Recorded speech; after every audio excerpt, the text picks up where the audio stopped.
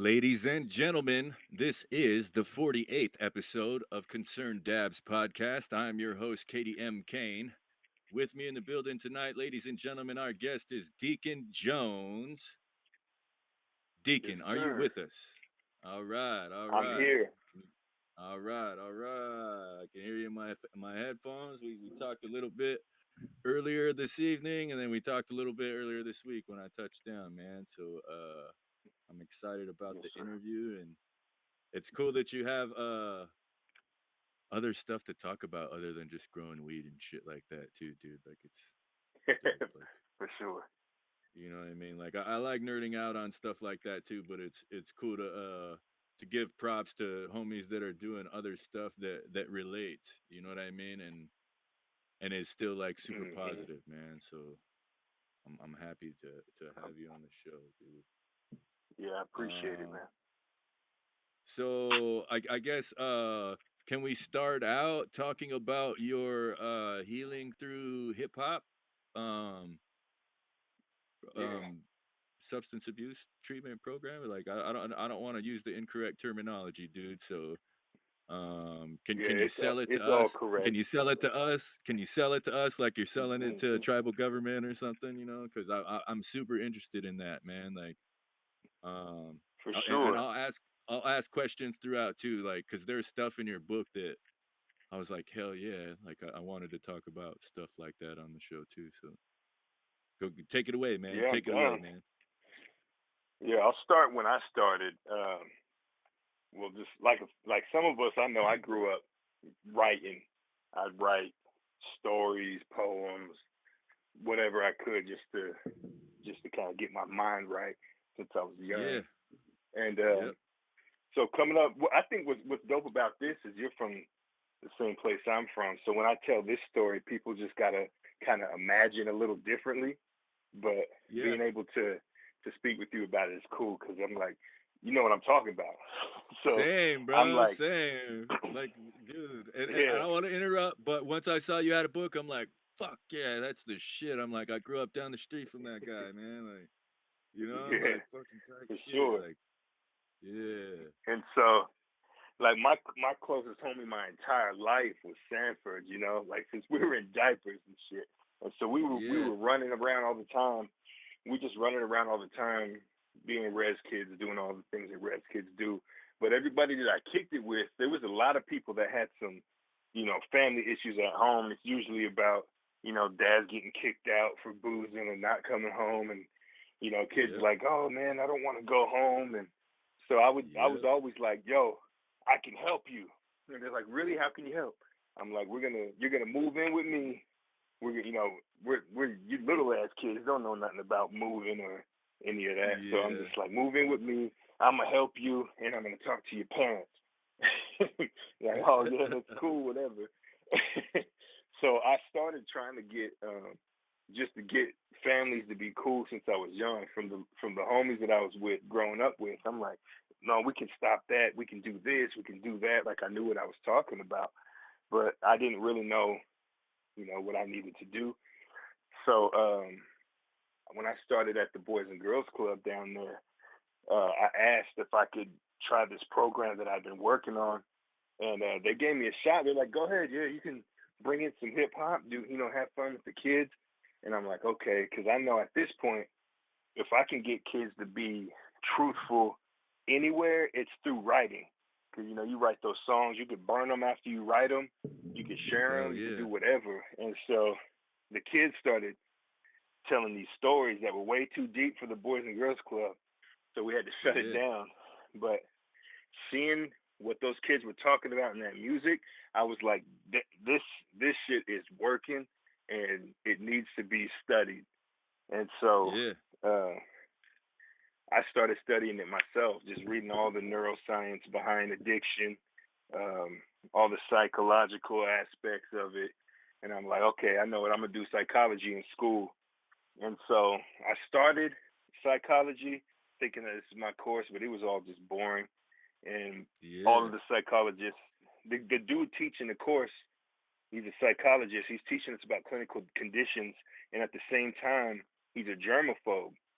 So, so it's crazy. My professor won't won't touch none of us. He won't touch any pen after somebody. He wouldn't touch any doors, nothing. I'm like, this dude needs some help. So it was wild. And so I just started saying, I can practice what I'm doing at a treatment facility that has a team. So when I ended up moving to Spokane, I went to an inpatient treatment facility and started asking, can I try this program out that is pretty deep and it's revolved around music?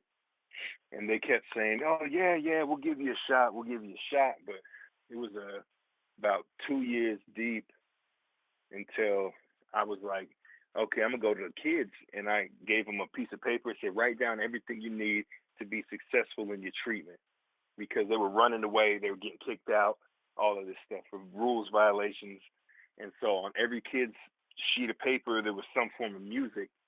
And so I said, okay, do you mind if I take your papers to the executive director and let him know that music is this important to you? And they all agreed. So I took it down there. I'm like, I did this survey and look at this. And you remember the program I'm talking about? And so she was like, oh, okay, fine, try it. So I took the kids off site and we went to a studio, had them write their songs, gave them a beat, and these kids came back. They was hyped. They had their boom boxes on their shoulders, playing the music, gathering everybody. And then from that day, the executive director was like, "You got a group now. Now you're running this program." So I'm like, "Okay, That's cool." tight. And yeah, and Right so on, Rick. I Way to kept, go, Rick. Man, for real, yeah, for man. sure, for sure. And so I was just running the group with the kids, and these kids were talking about. Some kids would openly say that there was abuse happening or happened or anything, and some kids would just write raps that had said nothing about anything, but deciphering their lyrics, I could see that there might be an issue with abandonment or some other sort of thing, and talk to them about that. And they're like, "Yeah, I didn't know how to say it, but that's what I'm dealing with." So I'm like, "Well, Yeah, you said it. You just needed somebody to pick up on it." And yeah, so that's when all the mental health professionals were like, "Bro, you got to teach us because this is crazy." And so it just yeah, kind of kept growing from there. And the kids were just telling the stories, and all I was doing for work was just in the studio, you know. So it was just a win-win situation. Everybody was having fun, didn't feel like they were working, didn't feel like I was pressing them for information. They were just y- killing it. yeah. No doubt. And then that's when I And started forming partnerships like Harvard. They had me come out and speak to their school on addictions about the program. And so from there, Dr. Schaefer, he started the School on Addictions like 40 something years ago at Harvard, and he's still there. Now he's on my board of directors because he was digging the program. that's tight, dude. Man, Yeah. see, dude, that's tight, bro. Cause it is, man, and like it's dope that you just did it anyway. Like, cause I'm sure some people were like, "Well, you don't have this certain piece of paper that you went to school for, so you Oh, know, like yeah. I'm like it's but like the proof is in the fucking pudding, man. You know what I mean? It's like Exactly. you could like anybody who is thinking about investing, it's like you could come and visit a new group of kids. Like everybody just showed up within the past week and see how angry and fucking Hmm. pissed off everyone is. Like not just that being there, but the system and everybody in general. And then come back 2 weeks later, 3 weeks later, then you could see the change. Hmm. You know what I mean? Like just in For shaking hands sure. and talking to somebody for 2 minutes. You know. Yeah. And I So think my so biggest struggle, is trying to tell people that there's a million music programs out there, but mine isn't based on making music, having fun. It can be. It's easy to do that, but it's intended to go deeper, digging at root issues and things. And that's what I'm trying to separate from this just being a music program to this being something that can burn new neural pathways in your brain, curb addiction and other harmful traits that we might pick up, you know, no being doubt, no intentional. doubt. Yeah. So like what's the status and like what's the hustle like, dude? Like like you have a board of Oh, it's directors and all tough. this stuff, so you have like investment. Like, do you have to like pitch it to like how like can you talk about that a little bit? Because I know Yeah, that that. it's got to be difficult and on that and it's talking about the good shit is always fun too, but like the hard shit is Hmm. relevant, you know. So Yeah, the hard shit is where that's the things that nobody sees. So they they see the yeah, interviews in the papers and on the news. They're like, dang, yeah, that's cool. But my struggle is I didn't get that piece of paper, right? yeah, So I'm out there. When I started the program, everybody loved it, man. All over the nation, they were flying me out to give keynotes and do presentations and trainings and all this. And then before all that, everybody at the facility, everything loved it. Oh, this is the best thing I ever heard. But once it started getting, oh, there's an interview, oh, there's a TV show, there's something. Then it became, well, where's his piece of paper? you know. And I'm like, oh man, I yeah, didn't want to come to this. I'm just trying to do something that'll actually work. Because yeah, even in the presentations I give, I do presentations at treatment conferences, and I tell them 90% of the people that come through addictions treatment relapse. So yeah, 9 out of 10 times we fail. yeah, 9 out of 10, right? So I'm like, this yeah, doesn't work. yeah, So we got to and do something different. yeah, bro, and I read your book this morning, and that was one thing that stuck with me too when you said that because it's like I went to inpatient treatment when I was 19 years old, you know, and I continued to catch Hmm. more charges after that for possession or DUI, whatever, you know, and it's I've been out of Hmm. trouble and off paper for 10 years now, you know what I mean? I've been off probation for 10 years, so I feel proud of that, not going through the That's system, what's but up. I just I remember doing and you talk about that in your book too about the ineffectiveness of that 12-step dance. You know what I mean? And Hmm. it's like, Hmm. fuck, dude, I went through that program at the tribe so many times. You know what I mean? And it's Yeah. I feel like it was more, and that was one thing in the book too. Is like it was more beneficial to have a native dude to talk to than a non-tribal member because um Mm. it just he knew where I was coming from. You know what I mean? And shout out Hmm. to Rich Curry and David Scott. Like those are two guys that were my counselor, and I think they do a really good job, and um, they keep that humor. You know what I mean, and that's important too, Yeah. especially coming from where we're from, and then just understanding where we are from, and then you know having grown up with us too, and seen us play sports or just you know through you know everybody's kids knows everybody else's kids, so you know Hmm. everybody gets along for the most part. So I thought that that was cool that you wrote about that too because it is, man, like especially if you're coming from a place like a reservation, it helps to have someone in the treatment center or wherever else that is also from that same place, you know, and trying to help, Yeah. you know. And I don't Definitely. know, dude. Like Definitely. the music shit too, bro. I'm like, fuck. Like those are the most songs I like. That's why I kind of went more towards rock and roll in the past 10 years, just because I felt like it was easier for me to express emotion. And it's not like I have a shit ton of trauma that I gotta cry around about, but it's like, man, there's certain stuff that Hmm. I could I could I could express better in this genre than on one of my rap songs. And so like I just been trying to For focus on sure. that lately, you know, and it is therapeutic. Sometimes I'll see homies online that I know do music and they'll be crying around about their relationship or this or that. I'm like, man, write it down. You know what I mean? Like, write Yep. it down, fucker. You know, like I see you're pissed off about it. Like, write it down on a piece of paper and make it rhyme.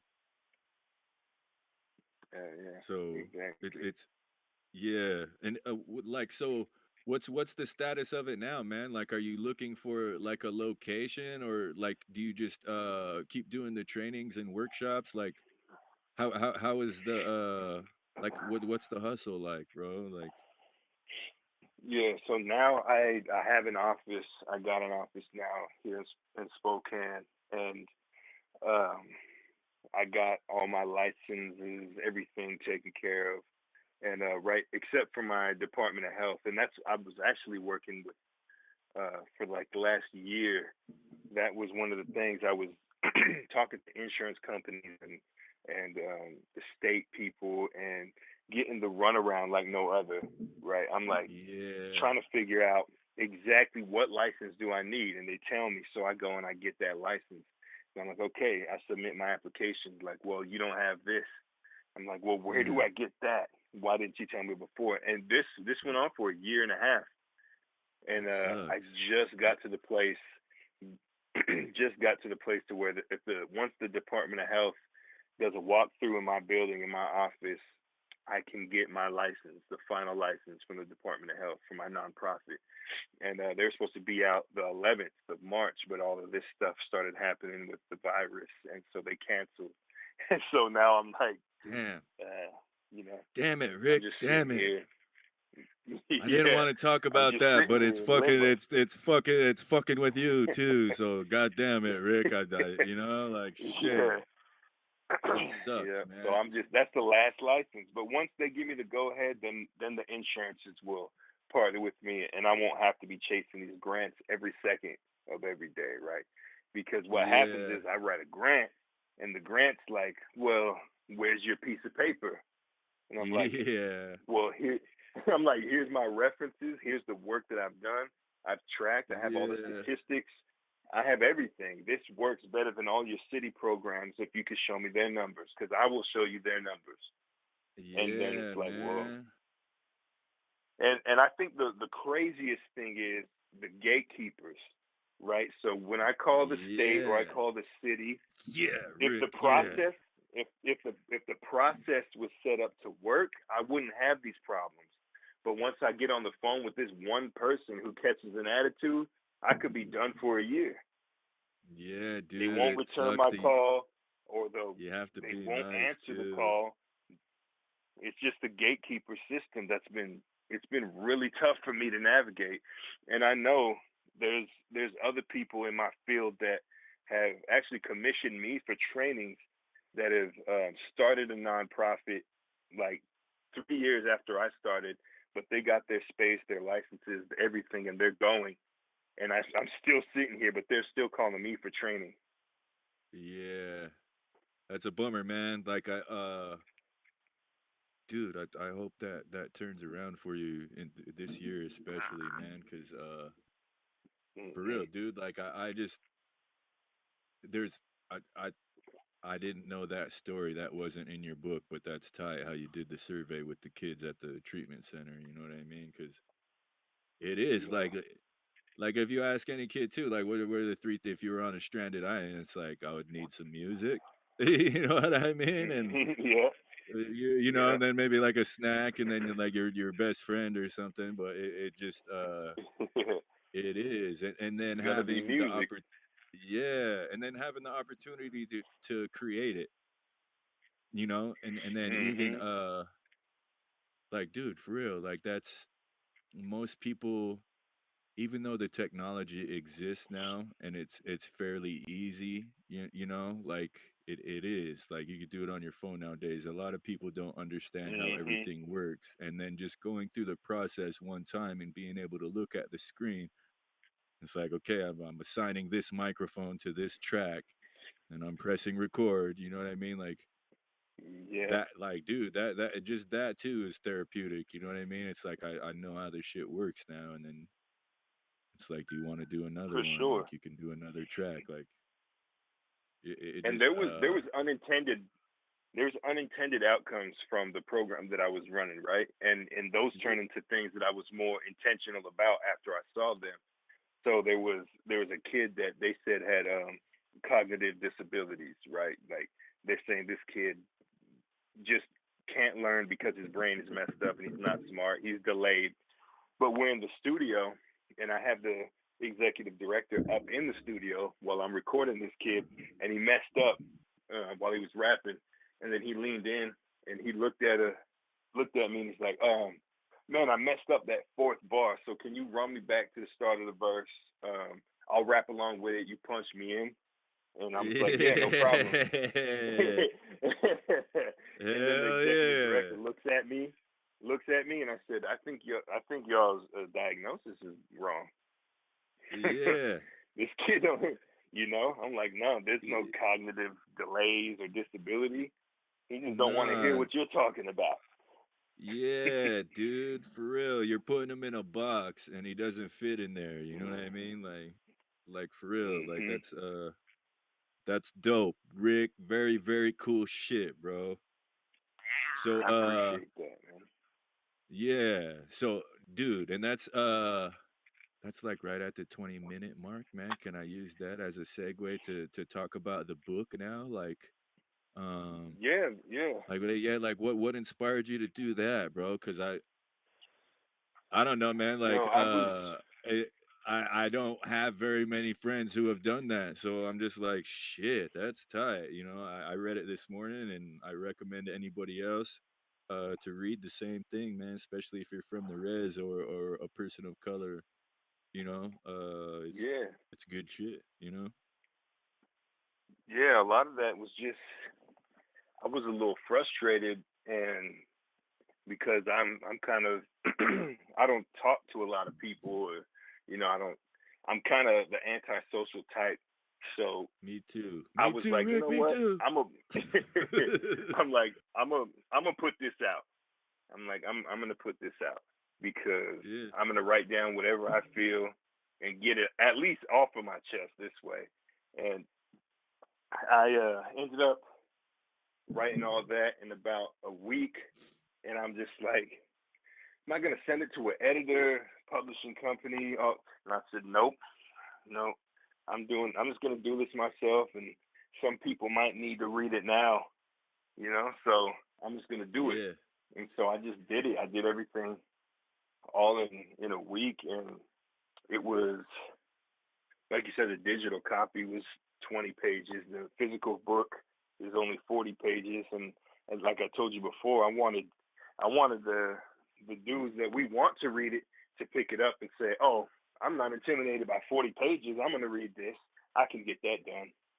You know, Yeah, I told them, that's one suggestion too I wanted to tell you is maybe you could get a grant to sponsor it too, but most jails, I feel like that would be good reading material if you were in jail. And mm-hmm, most jails you have if you take something in there, you can't take it out. So it's like there's a bunch of old books and old magazines that folks brought in, but it would be cool to just submit a copy of that to at least locally, you know what I mean? And because yeah, no, for dude, sure, that's the people that really should read that and are in a, because I had a homie hit me up a few weeks ago and he's like, bro, I got to sit 60 days. Can you send me a list of like 10 books? And I was like, yeah, and mm-hmm, I came up with like 7 or 8. I was like, man, let me think of two more, but I'm gonna send him the link to yours and be like, dude, get this paperback and take it in with you and leave it in there, yeah, for sure, and because that's like so surprisingly, there's been like four people that are telling me that you need to get this in the prisons or in the jails or yeah, whatever. I'm like, yeah, yeah, man, it makes sense because the yeah, whole book dude, is. I mean, when people read it, I wrote it. I wrote it in the perspective of I'm talking to my people, my black folks and my native folks. I'm talking to them, and it's gonna probably piss you off a little bit when you read it, like, oh, he's trying to check me. But at yeah, the same time, my most important my most important aspect was giving solutions because nobody yeah, ever does. It's always a question. What are we gonna do next? No, I wanted yeah, to lay it out. That's why I wanted in the one of the last chapters. I said, okay, here's what I'm trying to say, and I'm going to recap every point because I'm yeah, going to give the solutions I feel could work because nobody else is willing to do that. no doubt. So Very very Nipsey Hustle of you, like, and that's yeah, when I read the title too, I was like, fuck yeah, that's tight, because there was just this one quote from a Nip interview where he was like, my name's Nipsey Hussle, I'm a musician, I'm a writer, I'm an entrepreneur, and I'm a radical. You know what I mean? I was Mm. like, yeah, Mhm. and just and like most of the stuff he would talk about were like business solutions to the entertainment industry or whatever, and having ownership and stuff like that. But what you're doing is the same thing, man. It's you know what I mean? It's Mhm. fostering talent, and it's still industry too, because like fuck, bro, to go to treatment is expensive as shit, and Mhm. 9 out of 10 relapse. You know what I mean? Like that doesn't. If you're just gonna throw money at the problem, then throw money at one solution that's gonna work. You know what I mean? And Yeah, it's like, exactly.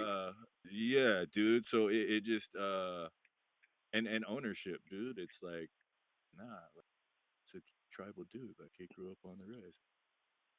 Like Mhm. played hoop, did all that shit. So I don't know, man. I'm digging it, Rick. I want you to have all that shit up and running this year, bro. Like that would be tight. Hell yeah. Um, And so like I'm hoping they'll still be working. yeah, dude, like, and I didn't want to talk about that on my show at all, but yeah, dude, it is. It's just overhyped by the media, in my opinion. I'm like, dude, like, whatever, I think it'll all blow over. I'm hoping, at least, so Yeah, Um, what me other too. kind of obstacles were there with the book? Like, was it fairly easy to go through the Amazon process? And then like, where did you get it printed up? I didn't get a paperback copy, so like Yeah, I just you it have was it was it was crazy easy, Uh that's tight. I all I did is I wrote it in my Pages app, free app on Apple, wrote it in Hell there, yeah. and then I you format it. You got to format it for like when you upload it to be on Kindle or something. They give you all these things to format. So you just got to do the work to format it to fit correctly, and then Okay. I gave a percentage. So whenever somebody orders my physical copy, Amazon prints it, and they take a percentage. But I Oh don't have damn, to they touch it. print damn, they print it out themselves too and just send it out? Yep. So I don't got to touch it. Damn. That's tight. I'm gonna order And I'm one of like, yeah, those too, you can, bro. Yeah, I'm gonna order yeah, one of for sure. those I to appreciate give it. to homies. Yeah, and anybody else listening to, man, order that book. It's called "Am I Radical or Am I Rational" by Deekon Jones. You can get it on Amazon Kindle or order the Yeah, paperback, it's a big, man. Like yeah. yeah, Bring it in. I want to get it in schools as well. yeah, High schools, universities, because there's a lot of stuff in here that is overlooked by even our own intellectuals when they go speak. They don't really speak. They don't really speak to what actually happens to us. You know, it's yeah, like so so a lot of this stuff that I talk about in this book is things that we saw growing up with our own eyes. And most of the time we're just the ones like, shit, that ain't gonna work, but we don't have anything to say that will work. So that's why this book was just like, I got to get this off of my chest because I can't just talk and be frustrated. So I'm like, yeah, here's what I think we should do to decolonize. Because I've been to so many decolonizing conferences where yes, there was nothing. They're like, this is what you need to do to decolonize. They're like, no, there was just philosophy and things yeah, that bro. would be nice to do, but Yeah, and that's I don't why. want to interrupt. I don't want to interrupt your chain of thought, but my thing is like most of the people who use that word work for the fucking colony, Rick. You know what I Yeah, mean? yeah, And it's like, how can yeah. you It's tell true. me how to not be like you when you're getting paid to be here? Like by like Yeah, for and reals. that's And where another thing is. A lot of people know me for my program, right? The outpatient treatment facility, nonprofit, and I do a lot of charitable work and other things. So they think that I'm this this little angel dude that doesn't curse or anything, right? I'm like, no, I'm a fucking savage, just like the rest of you. No, I like to Yeah. do things to help people. I don't want to be held to that standard. Yeah, same, dude. So I'm like, That's I'm gonna why, let you down dude. so hard. So hard. Like, don't go to my website and listen to my music. Like, you know what I mean? Yeah, Like, fuck. I'm like, dude, yeah, yeah, same. Like, I'm grown now. Yeah, I got kids, but yeah, it's still flip that yeah. switch, I'm man. still. And it's like when and it's cool to be comfortable around homies too. You know what I mean? And I don't, Hmm. I don't want to talk about shit that you don't want to talk about, but there's no, we're not at the bar or anything. So yeah, I just want you but it's good to be able to bullshit around with bros too, and Yeah, talk for about sure. work and how the system does suck and how, like, yeah, dude, like, it's cool because you're not really a part of the system. You're creating something different that's on its own. I think that's tight, man. Because Rage Against the Yeah. Machine, they canceled a bunch of shows, but Tom Morello, there's a quote from him where he's like, "The system won't be fixed by the system." You know what I mean? And Hmm. it's like, yeah, That's so, we can get solid people in office, but so fucking what, you know? and that's so crazy that he actually said that because that's what I've been talking about this whole year so far. I keep telling people because everybody that says they're going to disrupt the system, they're like, "Oh no, I'm putting on this suit and tie so I can get inside and then I can dismantle it." I'm like, it doesn't Yep. work that way, bro. Nope. It doesn't work It, that way. You can't be in the bro. system and fix the system. I've never seen it happen. Nope. I've Especially never seen it happen. when the budget reaches in the M's, bro. You know what I mean? Like, yeah, Hmm. we're gonna hire some technicians at just barely above minimum wage in order to appease the natives, and then everything else is Yeah. going to the salary at the top and travel. You know Exactly. what I And mean? so And that's how, like, I'm like, fuck, you know? and that's where I thought about trying to get into a position to where I can affect legislation or, do something. And I'm like, what do I got to do? And everybody's like, run for council, and I'm like, I can't, I don't know what, I don't know. I've heard so many people get into the Yeah. system and become the system that I get afraid. And I'm like, yep. nah. And that's where on Same. the just recently, uh, Jay Inslee appointed me on this juvenile justice board. So Oh, now I'm on okay, a okay. board where, yeah, they called me and they said we need somebody to challenge the system and give a voice to the indigenous youth that are incarcerated.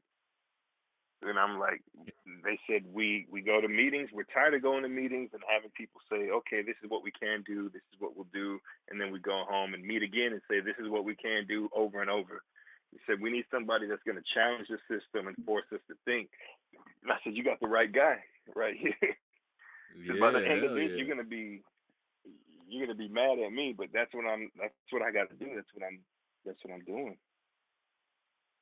Fucking A, Rick. Fucking So that's A's, man. yeah, that's the And newest development in the. like that's one thing I wanted to ask you about too. And when I first contacted you, I was like I said this in a text, I think, but I was like, this is relevant to cannabis because um a certain, I don't know if it's a percentage or something, or a certain dollar amount of the tax dollars from cannabis in the state of Washington have to go towards addiction treatment services and stuff like that. So is there any Hmm. opportunity for you to gain some of that funding? And like is like, Yeah, do they give you an application for that, or you have to go and track that down? Or I just wanted to try and tie yeah. something to weed while we were talking for a little bit. You know what I mean? Like, Oh, for sure. Yeah, that's definitely an option, and um, it's something that you can look it up and see if there's applications here or there. But even there, I've had a couple of people say we're trying to give away our money. We don't have anybody that'll take our money because it's weed money, you know. And I said, well, I'm right here. What do I? I'll take it. I'm trying Yeah, to, help. I'm trying to help people, and then that ends up being like, oh yeah, I'll get back to you next week. I'm real busy right now, you know. yeah, And I'm like, well, you just told me you're trying to get rid of this money, and I'm over here trying to take it, but I don't know. I don't know if yeah. it's. I don't know. Cause, I feel I know cause what I, it is. I don't look like everybody else that they're working with. yeah, cause I You like, dude, you can't write off shit as a weed business, but it's like if Mhm. you have a little bit left over that you save from taxes and everything's still cool on the spreadsheet, you would want to give it to something that's going to directly help instead of Susan G. Komen or whatever the fuck. You know what I mean? Like Mhm. it's like nah, man. This is gonna help a kid fucking express himself through music and heal himself while he's in this period away from home. You know, so Mhm. I don't know, man. I think that Because shit's so tight, far, Rick. my relapse rate, has been around 23%, which is a hell of a lot better than 90%, right? The What national the average. shit? Hell yeah. Because I So mean, I'm like that's I'm trying to no, no. Go go ahead. ahead. Go ahead. No, go ahead. Uh, so I'm trying to develop more so I can just chip away at that number more and more and more.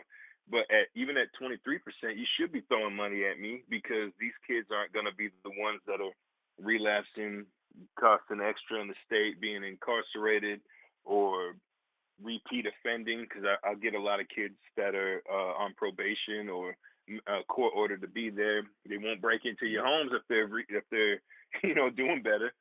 Yeah, So. dude. And dude, that like I never went to treatment on my own accord. I always got ordered by the court. You know what I mean? It was like I got in trouble Mhm. first, and then it's like, okay, you're Mhm. on drugs or drinking, so you got to go through this program. And it was, bro. Like it fucking happened so many times, Rick. You know, so Mhm.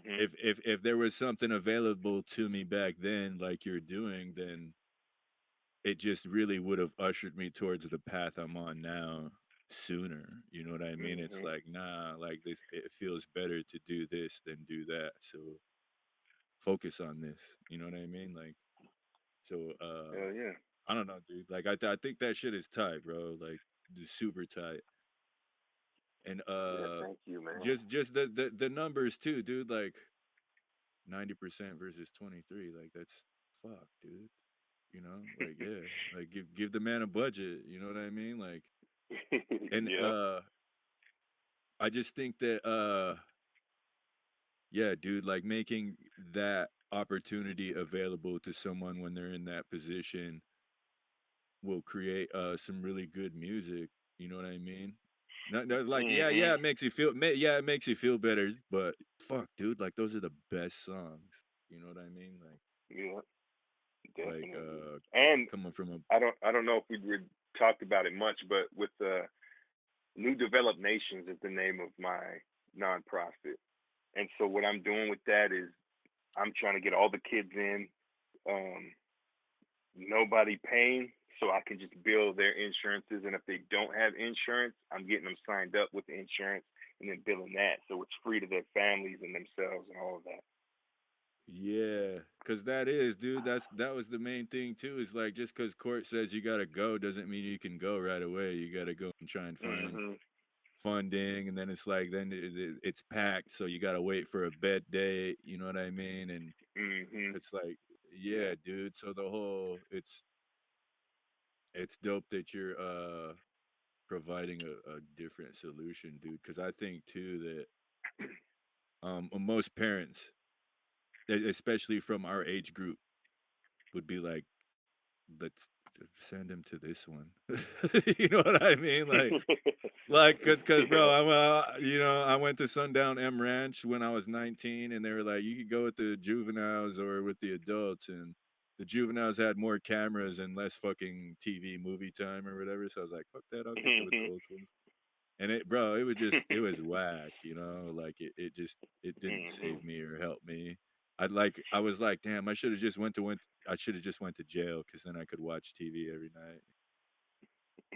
But but it was cool to because it was a bunch of old dudes 40 or older who lost their wife, lost their house, lost their job, their kids, whatever, because they couldn't stop drinking or doing coke or whatever. So it just Mhm. it was cool to hear their stories, but it was just like, man, court made me come here because I pissed dirty for weed a couple times, but it's still, it's like I still found myself in Mhm. that system and had to make my way through it. So it just that man, that's one thing I wanted to ask you about too. Is there was before I left Phoenix, there was commercials on the radio for a treatment program that was like moderate drinking or something.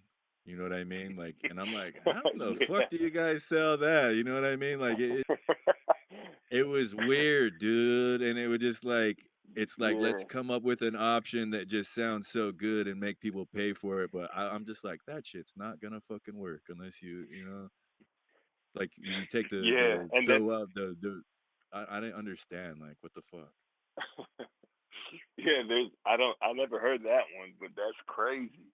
That's like, but I do know that there's a lot in the field that want to help, but you get burnt out in this field. The turnover rate, everything is just so high because you're just dealing with a whole bunch of stuff all day, every day. Regarding your Yeah. clients and insurances and other things. But at the same time, I've seen um, encounter rates, right? So every time you see a patient, you get an encounter rate. That's what you're going to get paid. Some of the encounter rates are $250 or more. So it's like, What? yeah. So, but an encounter is seeing somebody. So I could see this one kid 5 times today, or 3 times today, and get 250 every time I see him. That doesn't make a lot of reason to fix people. You know, if No, you're running yeah, one it of is. those are like factory farms. And you're just making millions of dollars. So why not say, come here, you can drink a little bit. you Yeah, know? no doubt, dude. Yeah, and that's how that Sundown M Ranch felt to me too. Like it was a factory farm. Like Mm, um, I remember my counselor just telling me like, look, dude, just fake it till you make it. You know what I mean? And because damn. like yeah, and it was weird. It's like he didn't really care. You know what I mean? He was just it's like Yeah. it was That's just weird. crazy. Yeah. And so like I got through, I did my little and I ran into a homie that ended up singing a chorus for me on my second album, man.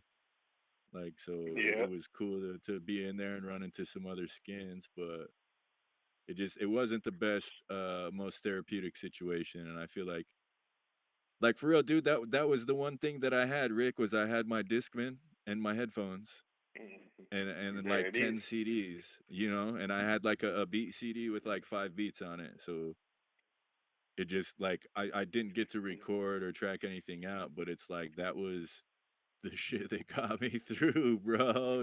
Like Yeah. because Yeah. there's a lot of crazy psycho fuckers too, and it just I don't know. It would have been Mhm. cool to have a healing through hip hop program back then in fucking 2001, man. Hell yeah. Yeah. So that's the okay. So I'm gonna segue that into music, Rick. So Mhm. um I've known you for a real long time, and I remember recording with you on a tape deck at my mom's house with the sock on the mic, only on the left side Yeah. because there was two inputs and we only had one mic. So it's like, and then like I remember all that, bro. So it's cool to see that Hell you're yeah. still making music. You sent me a song the other day, like the last time I really remembered, like you were on Tyrant's compilation, the red and white CD. You and Mm. DeNovo had that Mhm. donate the player 8 the game. Like that Yeah. was a That's way banger. back. And then yeah, and then you also had a song. It was with it was a couple fast rapping dudes. Was like I was like, holy Um, shit, man! It was a feature with two rapping. Was it? I don't know. It wasn't Tech was it Nine with because Bilo from Do or Die and Mr. Fab? Was it yeah. that one? Yeah, No. yeah. There's it's he's a light skinned dude with braids. Twisted Insane. Didn't you have a Oh, song with him too? Chino XL. Yeah, Chino XL. Yeah. Yeah, Because I yeah. was like, damn. Because I remember when we were in high school, he was on that Sway and Tech CD, and like Mhm. it was a posse cut. There was like Eminem, Tech Nine, Crooked Eye, and he Yeah. was on there too, and it was like, because I didn't listen to him that much. Other than I heard Tupac Mhm. dissing him, so I was just like, I gotta check him out. Yeah. He might be tight, you know what I mean? Like, and he was, Yeah. he was on that fast rapping Yeah. shit too. So, For sure. Chino, he's how like, did you make that happen, dude? Like, and did you is that on iTunes? Like, can people go and buy that or like what's? no, that one's.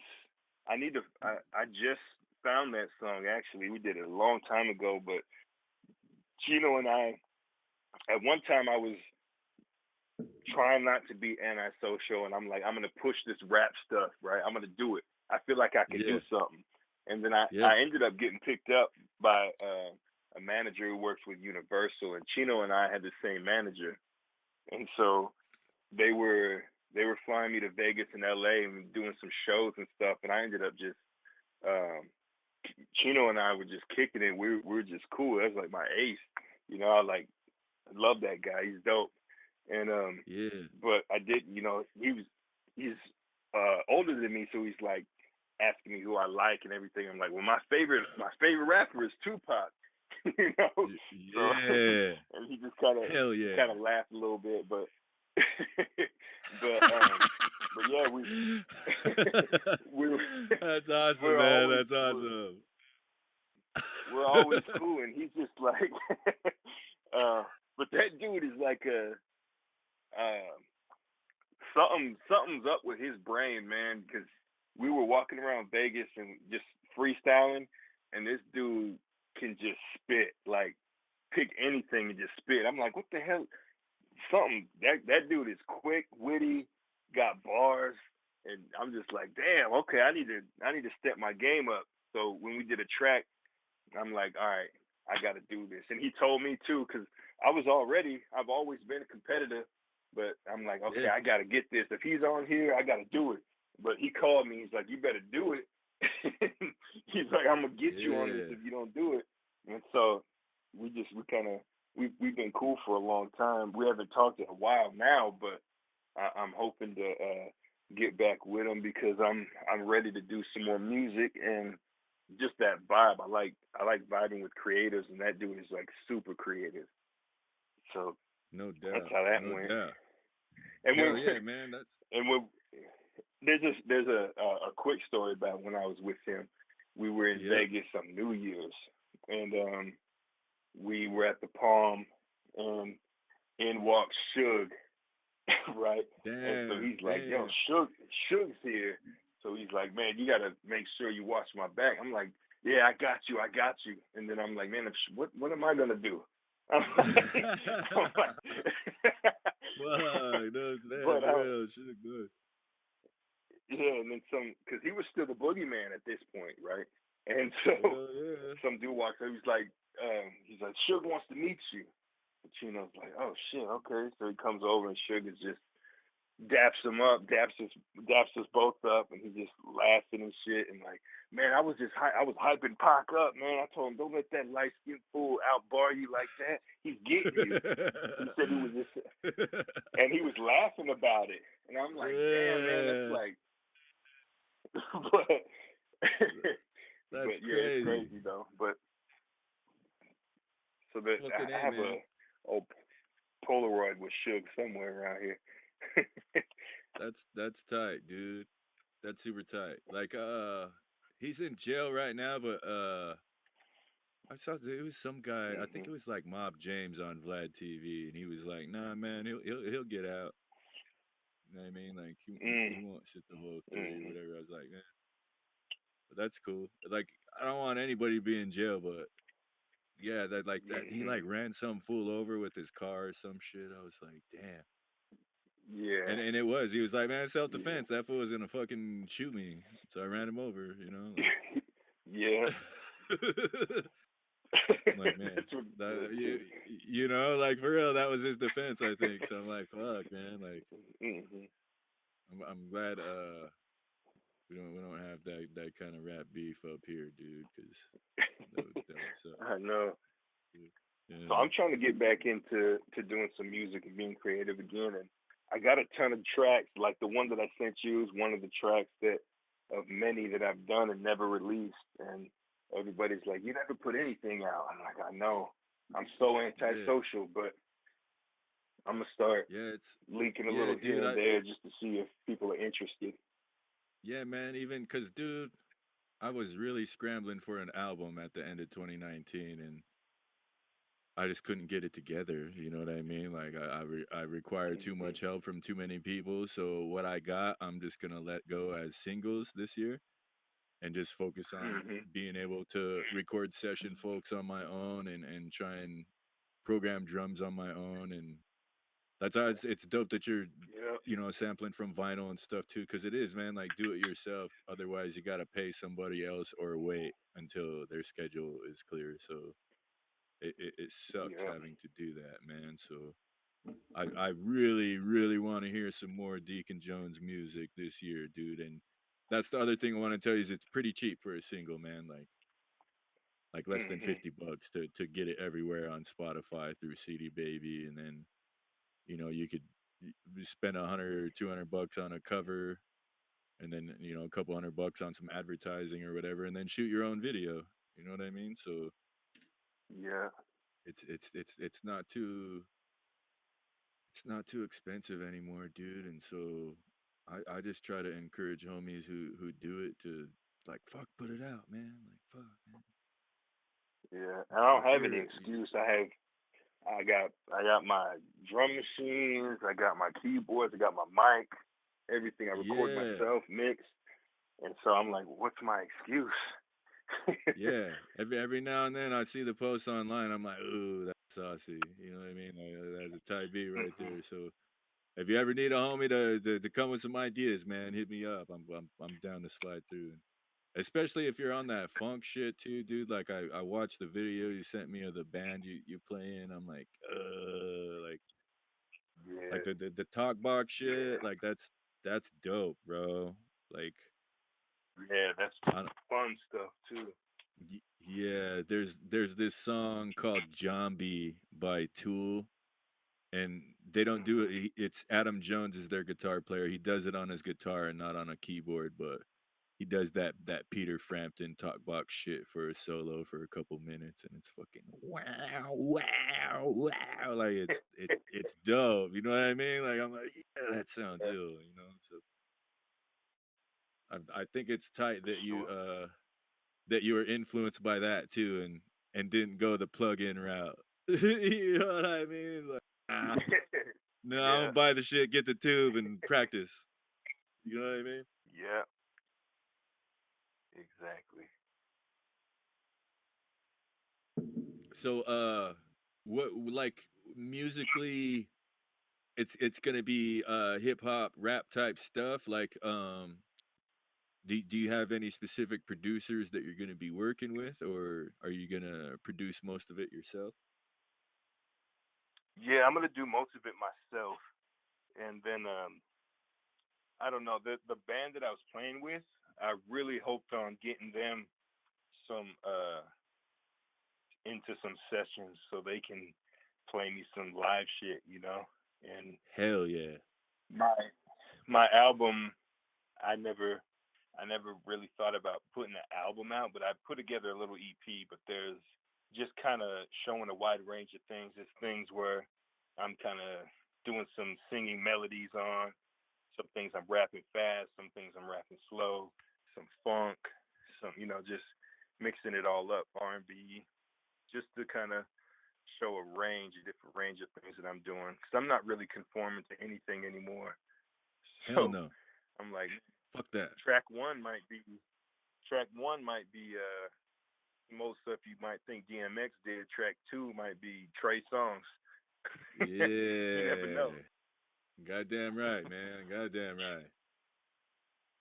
Yeah, Yeah. I dig the R&B shit still, you know. Like I try and Mhm. I'm not the hugest Kevin Gates fan, but DJing in the strip club, it was like I'd have to play his shit sometimes. And I'm like two Yeah. phones. I'm like, all right, that's one for the plug, one for the load. I'm like, cool, you know.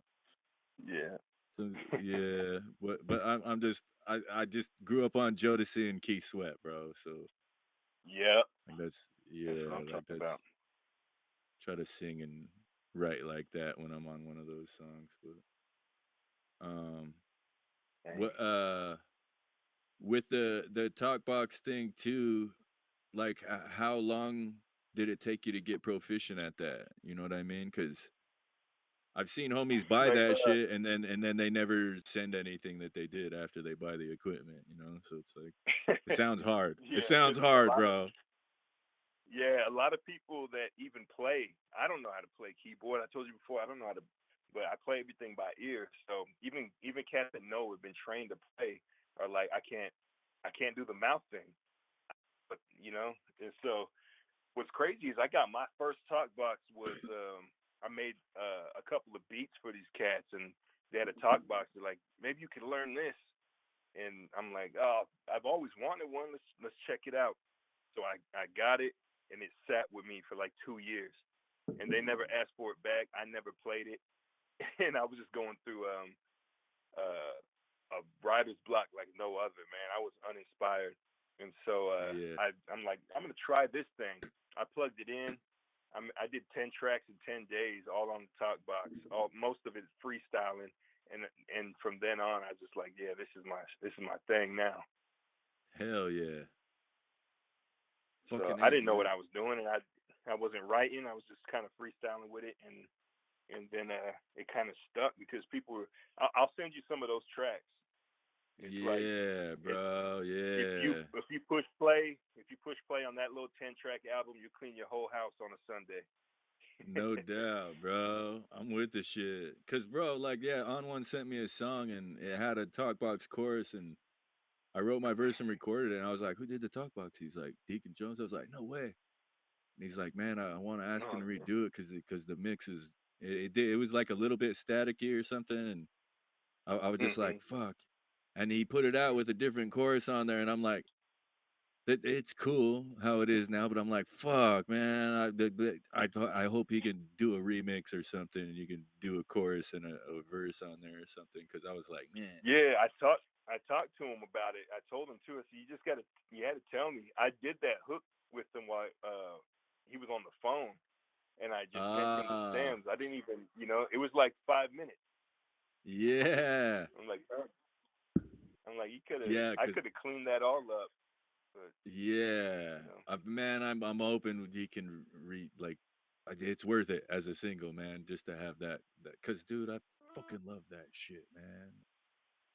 I know Roger I got it. Troutman, I was just dude. practicing some Tyrese to try to get down for some shows, some sweet lady. Word.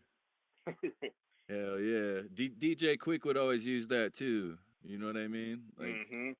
I was always yeah. frustrated. He didn't use it enough. I'm like, keep Yeah. going, bruh. Yeah. Yeah, dude. Like that's man. Yeah. Hell yeah. That's I had a little homie that I worked with in Phoenix for a few weeks at T-Mobile and he would come by and smoke because I only worked there for like 3 weeks, but he was still the homie and he didn't have no weed plug, so he would come by and smoke and I was playing DJ Quick one time when he came over, and it was like blowing his mind. You know what I mean? He's like 21, 22. You know what I mean? He's like, what the fuck is this, Yeah, dude? that I was shit like, it's blows my DJ mind, Quick. man. Yeah, dude, serious. I'm like, and I explained to him, I'm like, bro, you missed a lot of good shit just based on when you were born. You know, like there's Yeah. like anything from this coast between 92 and 98 is fucking extremely fire, you know? Like just check it out. Search it To on this Spotify. day. And he's like, yeah, man. He would just like, I got DJ Quick, man. I'm checking it out on Spotify when I drive home. I'm like, cool. So like Yeah. that's tight, Rick. We're getting close to an hour now, bro. Is there anything that you want to promote or plug before we go as far as social media or anything like that? You have any Yeah, singles everything. picked out? Yeah, everything is Deacon Jones on almost on any of the social media. Deekon Jones, and you'll find me on there. But newdevelopednations.com talks about my outpatient treatment program and my nonprofit. So you can hit that up, check it out, see what we're doing over there. And other than that, I'm gonna be trying to be more social and post more music and make more music. No doubt, no doubt. Well, I'm excited to hear it, man, and I'm glad you wrote your book and put it out. I'm gonna try and pump that up to as many homies as I can, and Oh, that's like, also that's the first book of a series that I'm going to be doing. I'm going to be doing some short books like that. Um, like the next one is going to be geared more towards strictly indigenous stuff. You know, the okay, a lot of the specific issues that happen and how we yeah, can kind of fight that as well. yeah, no doubt, yeah, and it was cool, man. Like you had indigenous stuff in this book too, but it was like it was geared towards black folks too, so it was just it Hmm. was cool. He's like before I hate when people say we need to do this, but I'm gonna say what I think we need to do. Like so, it was just like it was cool, man. It was honest and a quick read too. I feel like a lot of people who would be turned off from that message could receive it just based on the length of it and not having a bunch of bullshit too. Hmm. Uh, so so For good sure. job, Rick. I'm proud of you, man. Thank I'm you. glad you took the time to come on our show, man. I'm sure you got a family and you got work tomorrow, so I appreciate you taking the time and I'll send you the links to the episode once I got them. I think Spotify uploads on Tuesday, so um Okay. yeah. And then man, dude, hopefully we can have you back like after you get your license and all that. Call you and see how it's For going. sure. Yeah, and then in the Yeah. meantime, between Damn. time, hit me up for anything, man. I'll hold the camera or microphone or whatever, dude. Like, For sure. You're I'm here out now. here. Yeah, holler at your boy, and then yeah, man, I'm out here, so I'll hit you up, and yeah, man, thanks for coming on the show. Yeah. Thanks for having me. I appreciate it. No doubt. So with that, ladies and gentlemen, I'm gonna do my outro dance. This was the 48th episode of Concerned Dabs podcast. I was your host, KDM Kane. Our guest tonight, ladies and gentlemen, was Deekon Jones. He has a new book out titled Am I Radical or Rational? You can download that on Amazon Kindle. You can also order a paperback. I think it's $9 for the digital, $15 for the paperback. Shop with the guy. Hmm. He's from where we're from, and he's offering real solutions in a clear, concise manner in his book. So please check that out. And also newdevelopednations.com. It's got a Hmm. That's healing through hip hop program on there. So send your kids through that, not through the system. You know what I mean? Like we put 'em- like for reals, especially if you're out here in the Northwest area. I'm sure that this program would help them out a lot more expressing themselves through writing. So, um, yes. I also, yeah, man. So, man, for real, thanks, Rick, for real. It's good shit. I also got to give a shout out to my guys in production, Mitchell Wilson and Jesse Curry.